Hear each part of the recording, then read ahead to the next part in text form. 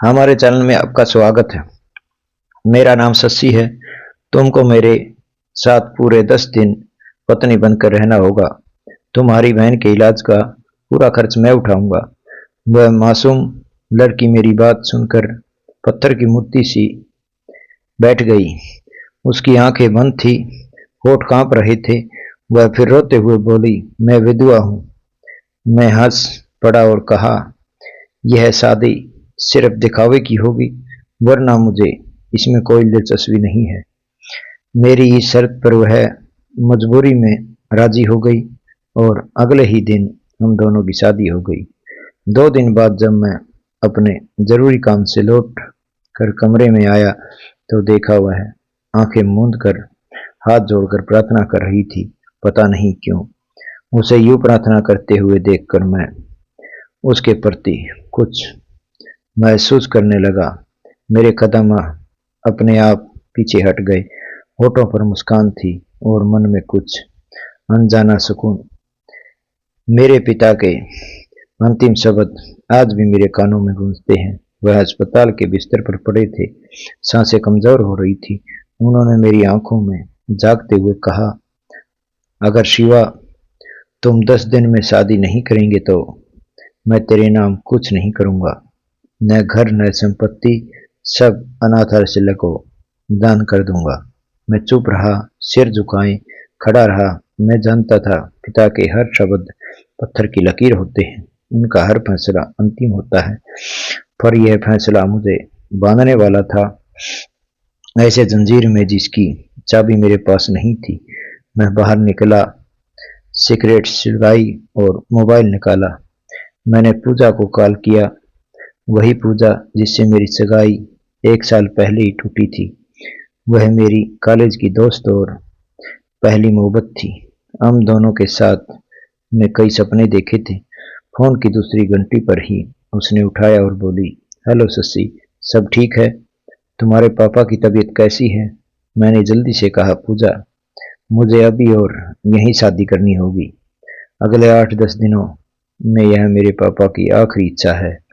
अगर कुछ पल सन्नाटा रहा, फिर हंसी की आवाज आई। पूजा बोली, सच्ची मजाक बंद करो, मुझे कल ऑस्ट्रेलिया जाना है। हफ्ते भर में लौटूंगी, तब आराम से शादी करेंगे। वैसे भी तुम अपने पिता के इकलौते बेटे हो, सब कुछ तुम्हारा ही तो होगा। मैं लगभग विनती करते हुए बोला, पूजा, मैं मजाक नहीं कर रहा।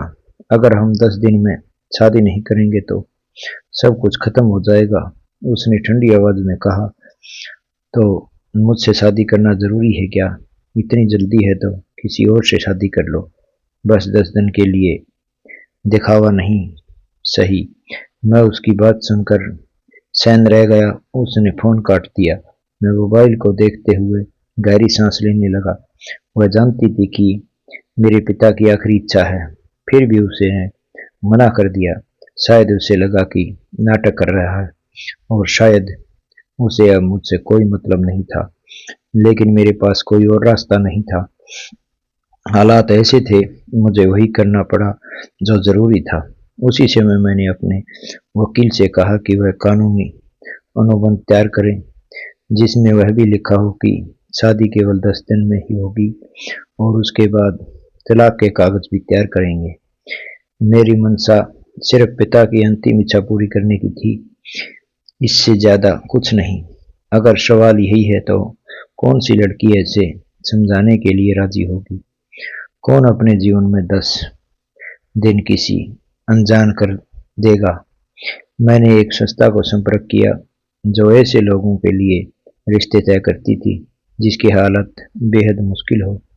अगले दिन मैंने अपनी शादी की शेरवानी खुद चुनी। कोई दिखावा नहीं था, बस एक रस्म थी, एक औपचारिकता। मन में एक अजीब सी बेचैनी थी। क्या वह सिर्फ जिम्मेदारी थी या कहीं भीतर की कोई अधूरी एहसास?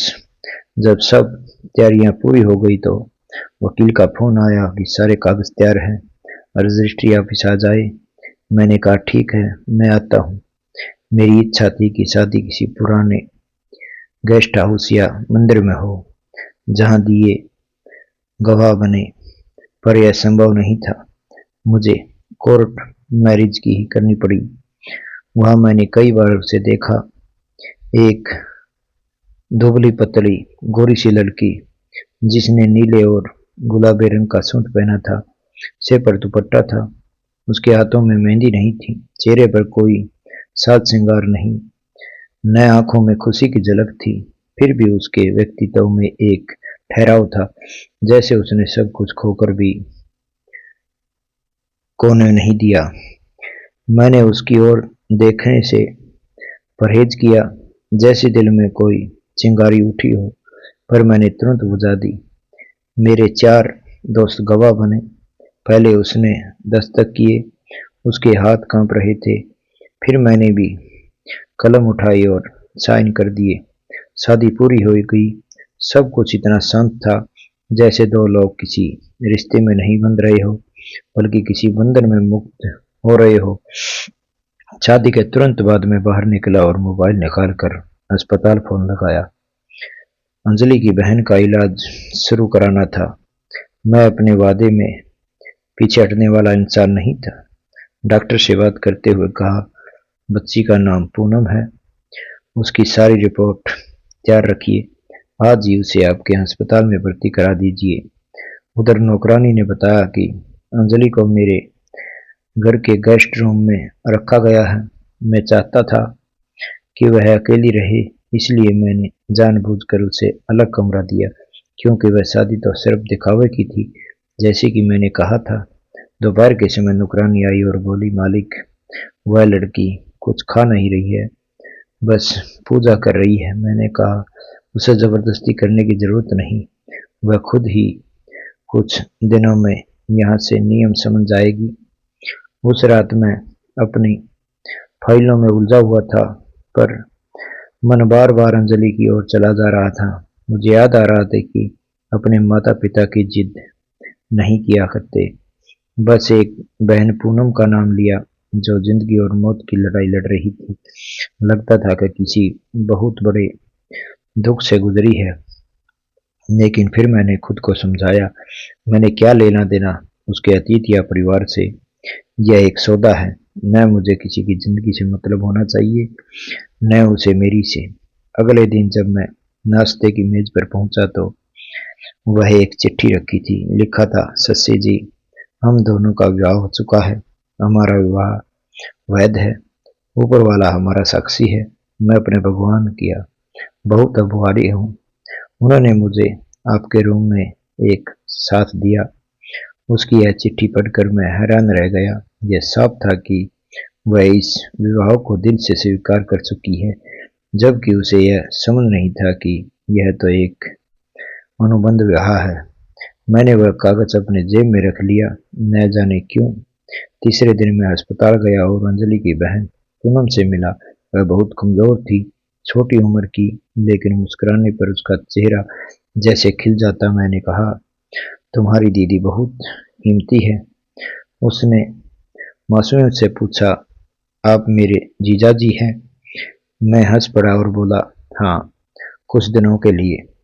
कुछ देर वही बैठा, उससे बातें की, फिर वापस घर लौट आया। रात को देर से जब मैं बालकनी में गया तो देखा अंजलि के कमरे में खिड़की खुली थी, अंदर से हल्की रोशनी आ रही थी। मन हुआ कि जाकर देखूं वह क्या हो रहा है, पर फिर खुद को रोक लिया। कई दिन बीत गए। वह हमेशा अपने कमरे में चुपचाप रहती, बाहर नहीं आती। मैंने उसे पहली बार कोर्ट मैरिज वाले दिन देखा था, और तब तक मैं उसका चेहरा नहीं देखा। मैं दफ्तर, अस्पताल, फोन कॉल्स और रात की तन्हाइयों में उलझा रहता। हम एक ही छत के नीचे रह रहे थे, पर जैसे अलग अलग दुनियाओं में। न हमने कभी बात की, न मैंने कोई कोशिश की दूरी मिटाने की। मैं चाहता था कि 10 दिन यूं ही निकल जाए, जैसे एक साया साथ चलता है, पर उसकी कोई आवाज नहीं होती। तीसरे दिन सुबह नौकरानी ने बताया, अंजलि मैडम रोज जल्दी उठ जाती, अपने कमरे में पूजा करती, किसी चीज की मांग नहीं करती, बस हर छोटी बात के लिए शुक्रिया अदा करती। मैं अखबार देखता रहा, पर उसकी बात मेरे मन में गूंजती रही, वह लड़की जिसने अपनी बहन के इलाज के लिए अपनी जिंदगी का सौदा किया, मैंने अपने मकसद के लिए इस्तेमाल किया, वह फिर भी भगवान और मुझे दोनों की आभारी मानती है। यह बात मेरे सिद्धांतों में कहीं नहीं बैठ रही थी। उसी शाम मैं दफ्तर से जल्दी लौट आया। बारिश तेज हो रही थी, आसमान पर बादलों की गर्जना थी। अचानक मुझे अजीब बेचैनी हुई लग रही थी, जैसे घर का माहौल बदल गया है, जैसे कोई अदृश्य हलचल है। मैंने कोट उतारा और गैलरी में पहुंचा। अंजलि के कमरे की खिड़की से हल्की रोशनी झलक रही थी। दरवाजा थोड़ा खुला हुआ था। मैं धीरे से अंदर आ गया और ठिठक गया। वह वहां हाथ जोड़े प्रार्थना कर रही थी, पूरी तरह मौन, बिल्कुल शांत। यह कहानी कैसी लगी सब्सक्राइब करें, लाइक करें, कमेंट करें। धन्यवाद दोस्तों।